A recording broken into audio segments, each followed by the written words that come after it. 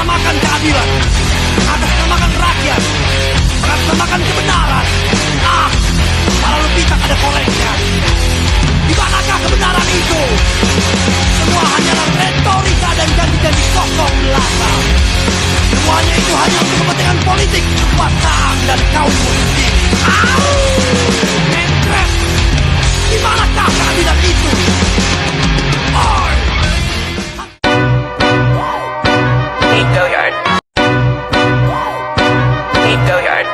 I got so much motherfucking design on right now. Break it down, bring it back, make it clap. I got 3 old thoughts, new guap, where that dick. Bitches on my line, and you guap, where that dick. Bitches on my line, and you know they come strapped, hold up.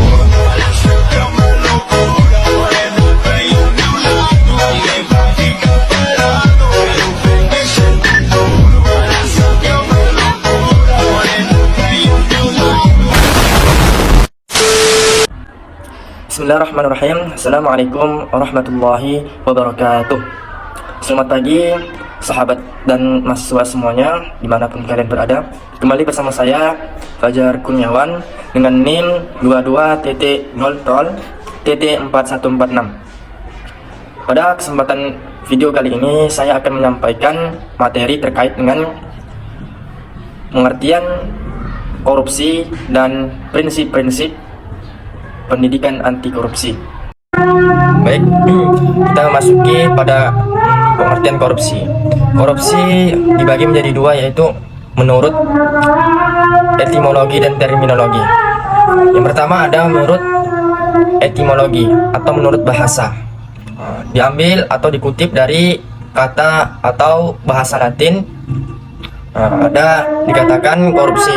Korupsi ialah berasal dari corruptio atau corrupsi, yang kemudian dikatakan bahwa corruptio berasal dari bahasa Latin yang lebih tua, yaitu corrumpere.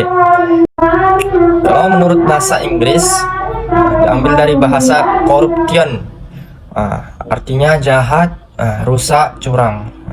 Kemudian dalam bahasa Prancis corruption atau artinya rusak.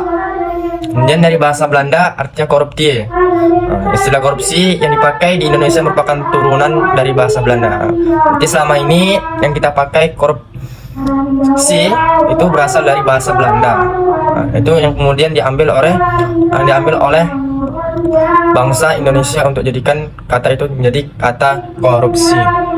Kemudian yang kedua ada secara terminologi atau secara istilah. Kata korupsi ialah mempunyai makna atau pengertian kebusukan, keburukan, kebejatan, ketidakjujuran, dapat suap, tidak bermoral, dan penyimpangan dari kesucian. Adapun secara umum, pengertian korupsi adalah semua tindakan tidak jujur yang memanfaatkan jabatan atau kuasa untuk mendapatkan keuntungan bagi pribadi atau orang lain, bagi diri sendiri ataupun bagi kalangan orang lain. Di Indonesia tindak korupsi diatur dalam Undang-Undang Nomor 31 Tahun 1999 tentang pemberantasan tindak pidana korupsi.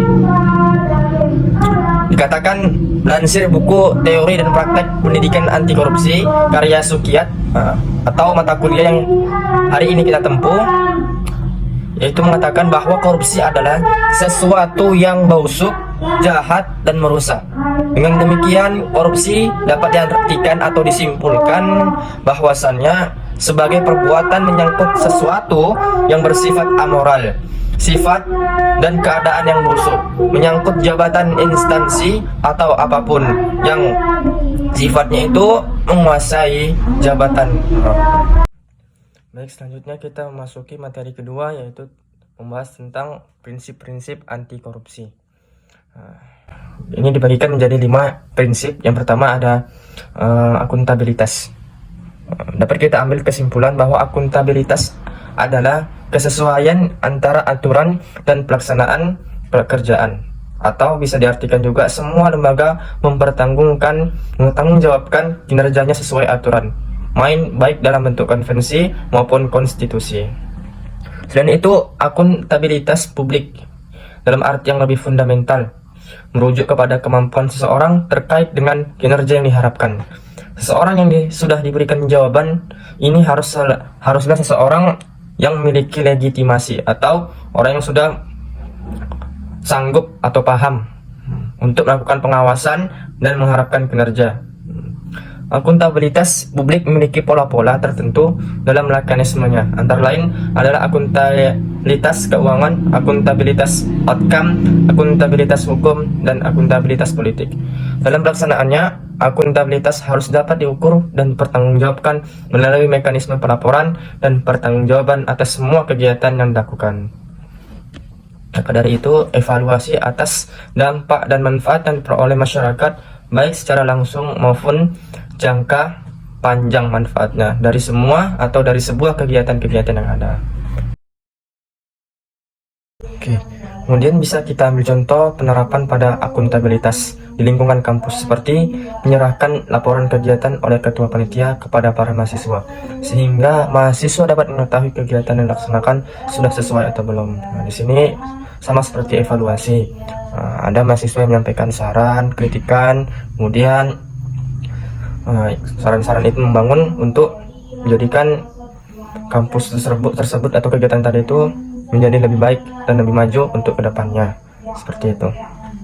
Oke, baik, selanjutnya yang kedua yaitu prinsip transparansi. Dalam prakteknya, penyelenggaraan pelayanan publik, transparansi atau keterbukaan dalam pelayanan sangat penting sehingga dapat terwujudnya pelayanan yang sangat transparan. Menurut Duyanto, pada tahun 2014 ia mengartikan bahwasannya diartikan sebagai penyediaan informasi tentang pemerintahan bagi publik dan dijaminnya kemudahan di dalam memperoleh informasi-informasi yang akurat dan memadai. Pendapat lain menurut Adi Sasmita pada tahun 2011, transparansi itu berarti keterbukaan pemerintahan dalam memberikan informasi yang terkait dengan aktivitas pengelolaan sumber daya publik kepada pihak-pihak yang membutuhkan informasi. Dapat disimpulkan dari beberapa pendapat ahli tadi bahwasannya transparansi ialah penyediaan informasi tentang aktivitas penyelenggaraan pemerintahan yang harus disertai dengan mudahnya masyarakat untuk dapat mengetahui suatu informasi tertentu secara benar, bukan berita hoax atau berita yang dibuat-buat, tetapi masyarakat harus lebih paham tentang prinsip-prinsip anti korupsi itu. Salah satunya tadi tentang transparansi, harus terbuka atau secara global umum, tidak terprivasi atau pribadi. Oke, baik, yang ketiga adalah fairness atau kewajaran. Artinya apa? Kewajaran ini merupakan peristiwa jalannya prinsip fairness atau kewajaran ini ditujukan untuk tercegahnya atau mencegah terjadinya manipulasi ketidakwajaran dalam penganggaran, baik dalam bentuk markup maupun ketidakwajaran lainnya. Sifat-sifat prinsip kewajaran ini terdiri dari 5 hal. Yang pertama yaitu komprehensif dan disiplin, kemudian fleksibilitas, terprediksi, kejujuran, dan keinformatifan. Oke, sahabat dan mahasiswa semuanya dimanapun kalian berada, itu tadi pembahasan tentang pengertian korupsi dan prinsip-prinsip anti korupsi. Semoga dengan pemaparan yang saya sampaikan tadi bisa dapat menambah wawasan pengetahuan pada sahabat-sahabat dan mahasiswa semuanya dimanapun berada, dan menjadikan pedoman agar kita terhindar dari yang namanya korupsi dan tidak jadi orang-orang yang berbohong, mencuri, dan melakukan pelanggaran-pelanggaran HAM lainnya yang itu akan merugikan banyak orang lain. Mungkin hanya itu yang dapat saya sampaikan dari pemaparan materi tadi. Lebih dan kurangnya saya mohon maaf. Akhirul kalam. Assalamualaikum warahmatullahi wabarakatuh.